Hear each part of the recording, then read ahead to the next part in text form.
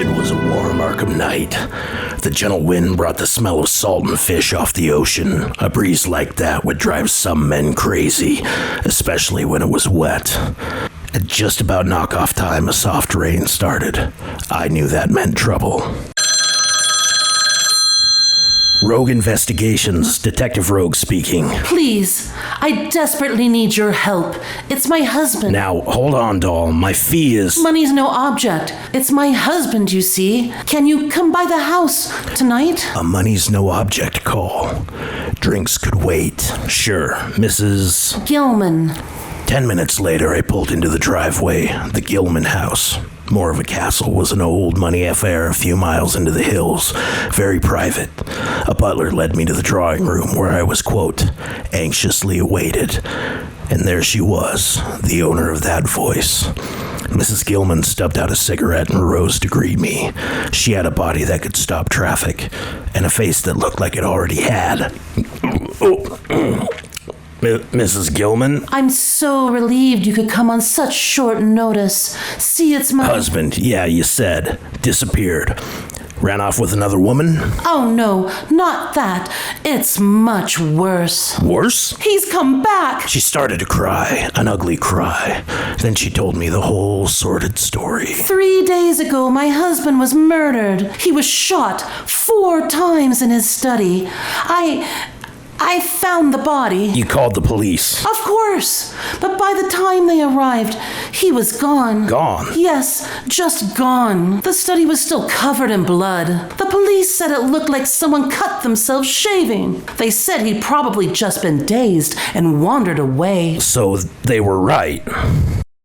No, my husband was quite dead. I made sure of that.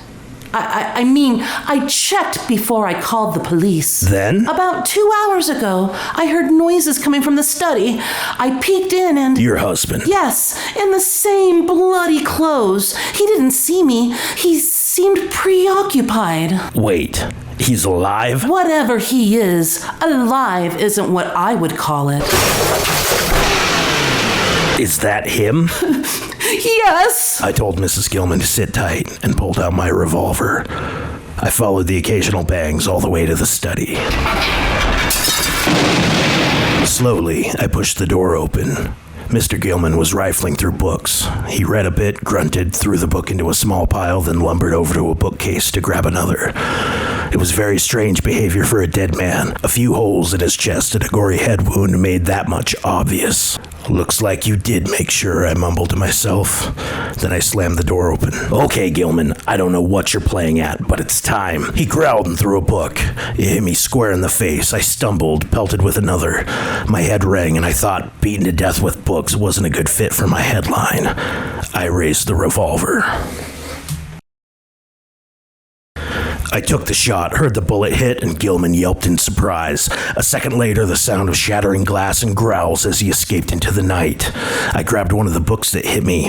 It looked very old and evil. Maybe a clue? I slipped it into my jacket. I heard a gunshot! Yeah, I think I hit your husband, but he jumped out the window and ran off. Oh, that's terrible. But look at you. You've been hurt. Here, let me help you. We need to get you some new clothes, a drink, maybe a bath. Sorry. Doll, I'm gonna need to consult with some associates. No time to waste, see ya. I hit up our local watering hole, the backwards MacGuffin, in record time. The guys were already there, drinking at our usual table. The priest is the toughest member of the clergy I know. Where have you been? Got a case. This guy, they call him the Bruiser for a reason. Well, I suppose you need our help. Could definitely use it. There's some weird stuff. Oh, well, I'm free tonight. The professor works at Miskatonic University doing professor stuff, I think. I got a drink, sat down, and told him everything. Well, case closed. The wife killed him. What? Yeah, I think we all know that, but that's not the case. Did you not notice the guy that came back from the dead? Technically, resurrecting people isn't illegal. It is in Montana. Well, this whole thing sounds like a bunch of baloney. I slammed the old book down on the table. Oh yeah? What about this? Hey, that does look old and evil. That's good. The professor fished out some spectacles and picked up the book. Title is Latin. That's good too. De Vermis Mysterious. Oh, That's bad. What? What does that mean? Concerning the mysteries of the worm. Yes, this is a very naughty book. Ooh, let me see. No, this is not for the weak-willed. You should just take it back. Or better, burn it. How do you know? I've heard things, around the water cooler and stuff. You've read it. Me? Oh, no. Who has time for that? And besides, my Latin, it's real rusty. We should burn it. You've read it. I can tell when you're lying. Well, I may have looked through it 1 or 2 times. It had really cool pictures. Do not try and tell us that you only read it for the pictures. What's in it? Oh, wizard stuff. It's probably boring for the layman, so yeah, we should burn it. Like? Oh, history, some spells, some necromancy.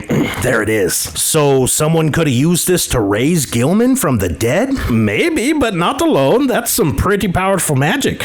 Probably a group. Well, where do we find them? How do I know? I'm not the expert on evil cults. The professor waved the book around to make a point. A small slip of paper fell out and fluttered into the bruiser's hands. Hey, look at this. It's in code. The Esoteric Order of Dagon. I've heard of these guys. Ooh, a dragon? We haven't dealt with a dragon in forever. No, Dagon. Philistine fish god. Totally different thing. If Gilman was part of this cult, way ahead of you. Excuse me. There was a payphone at the end of the bar. I fished out a dime and got Mrs. Gilman on the line. Mrs. Gilman, was your husband involved in the occult? Oh, yes, definitely. He had meetings downtown every Thursday. In fact, now that you bring it up, I remember that there was something very important.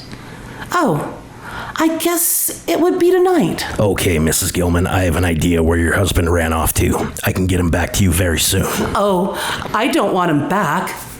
Couldn't you just, make sure he's dead? Like really dead this time? As a representative of the law, I don't think I can do that. Are you sure? Just this one time?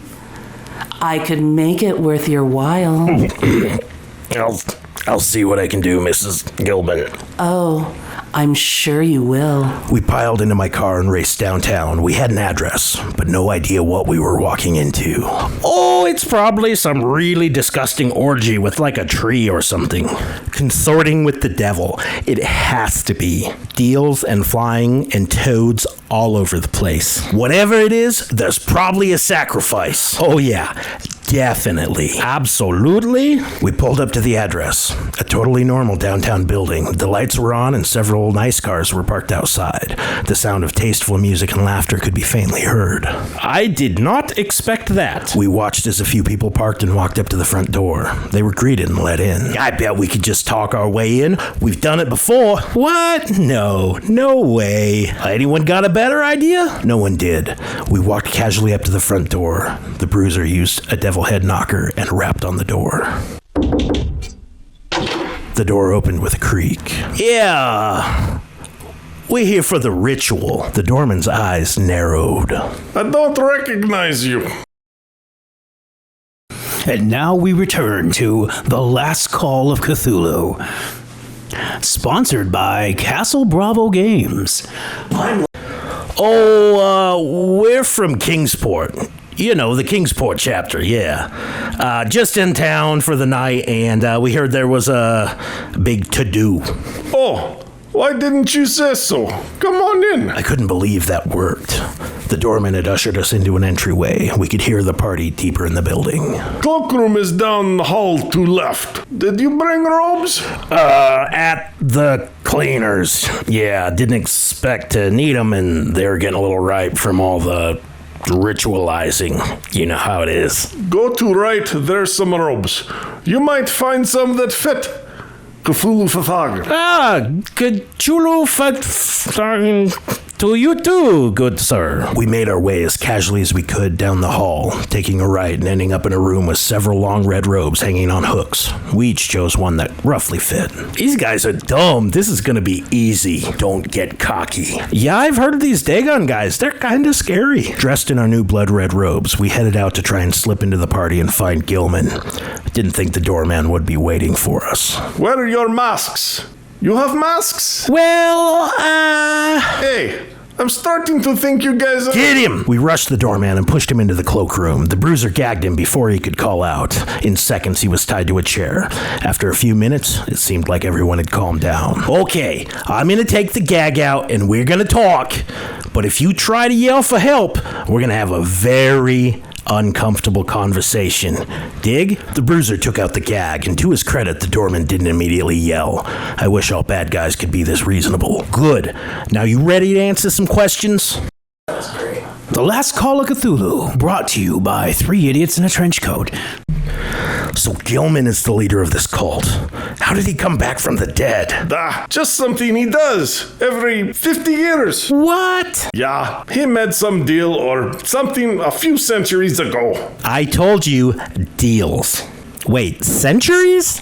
He probably dangles that in front of you guys. That's why you serve him? No, I couldn't stand living forever. I just want to retire, live on beach. I'm not in cult. I get good paycheck. Retirement package is insane. Look, this isn't getting us anywhere. What the hell was that? It's starting. What's the ritual for? Don't know. They don't tell me shit. I just know some hits, gongs, rest of the cult marches down, you know. We need to get down there. There's probably someone about to get sacrificed. Absolutely. Well, what do we do about him? Oh, don't worry about me. I'll just stay here. He told us how to get to the caves, a set of stairs hidden by a curtain. We opened it and made our way down. Be careful. Don't forget your masks. Can I just say that was the nicest mook we've ever dealt with. At the bottom of the stairs, we entered the caves. And darkness. Everyone remember your flashlights? We need to stick together so no one gets lost. Where's the bruiser? The Last Call of Cthulhu, brought to you by Dr. Shart's medicinal hot dogs, now containing 10% more orphans. It took us a while, but we got our bearings. No sign of the bruiser. Hopefully he'd find his way. The sound of chanting caught our attention, and following it, we found the altar. The cult was assembled around a rough-hewn slab. In flickering torchlight, they chanted and swayed. Hey, where's the sacrifice? Indeed, it was obvious the altar was empty. Maybe we're too late. Oh no, I'd say you're just in time. We turned, surprised. A dozen cultists had snuck up behind us, led by an unmasked Mrs. Gilman. They were all armed, guns leveled menacingly at us. I should have expected this. If you had, this wouldn't have been as much fun.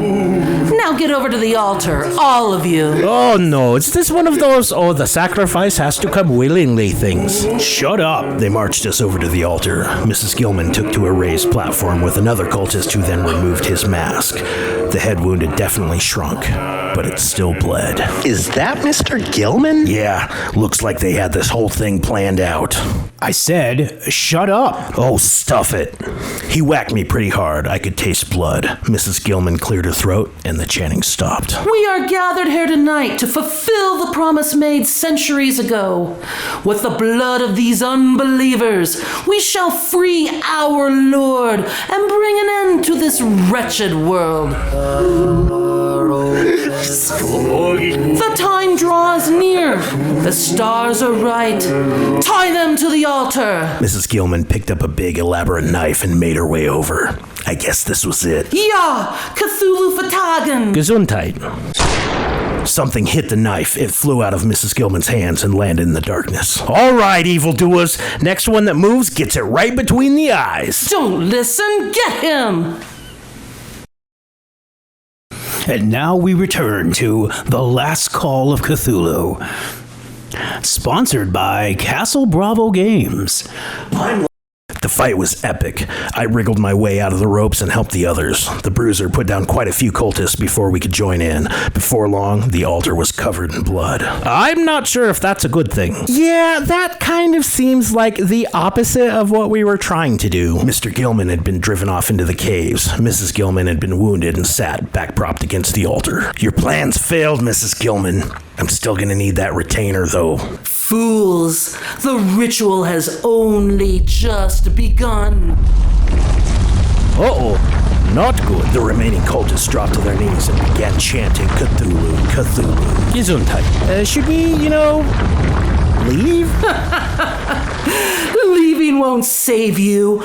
Nothing will save you. Suddenly, a loud crunch. The altar and Mrs. Gilman with it tumbled into the earth as the cave floor collapsed in on itself. A yawning black sinkhole began to spread. We have to stop this. How? Yes, the Elder Sign. We need to seal off the portal with the Elder Sign. What the hell is an elder sign? It's like a little squiggle, like little magic squiggle. The professor knelt down and drew a symbol on the shaking floor with someone's blood. Ew, does it have to be in blood? No, but I think it's all we got right now. Out of the yawning pit, the tip of a tentacle emerged, slowly looking for purchase. Oh, shit. We better hurry. How many of these do we have to draw? I don't know, probably like 13? Let's start with 13 and see what happens. We finished the symbols, 13 around the pit. Whew, I sure hope this works. What? You're not sure? I've only read about it. Never had to actually do it before. Either way, we need to get out of here. The whole place might come down. Suddenly, a tentacle whipped towards us. When it reached the line of symbols, it sizzled and pulled back. An ear-splitting scream came from the depths of the pit. Yes, it worked! In your face, Cthulhu! Gesundheit. The cave shuddered. Yeah, it's definitely time to go. We ran out of the cave as fast as we could. Luckily, the bruiser had marked a route through the maze. We were able to reach and race up the stairs in only a few minutes. Just in time, too. The cave collapsed behind us. A burst of fetid air pushed through the last few inches through the door.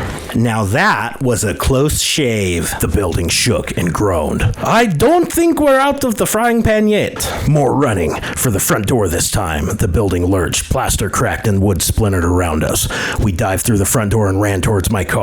Behind us, the temple shrugged and with a great roar fell violently into the earth. Somewhere, far below, we heard a faint, shrill scream. I need a drink. I don't think we're getting paid. Who's buying? Hey, did anyone remember to untie that doorman?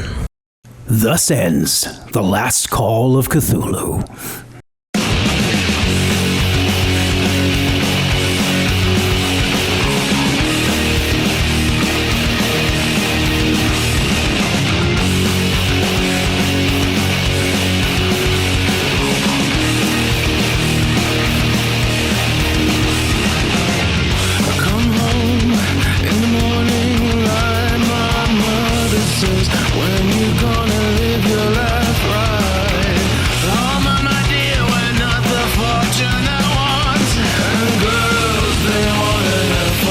Oscar's Hot Night Out, brought to you by Dr. Sharp, Medicinal.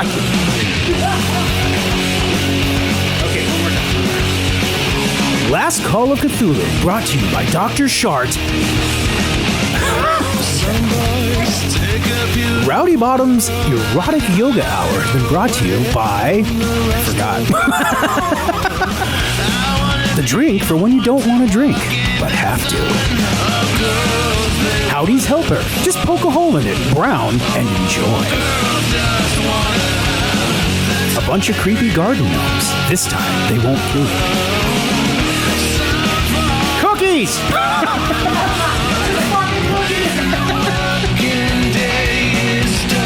Brought to you by Uncle Florbo's Frontal Suppository. You put it up your dick hole! It's the bottom of the ninth, and Babe Ruth is up to hit.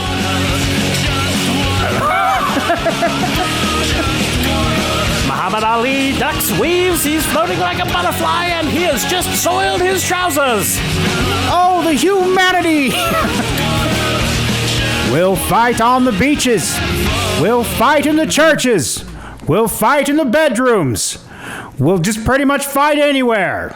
And everyone will be proud to say, Ich bin ein Earl Baron.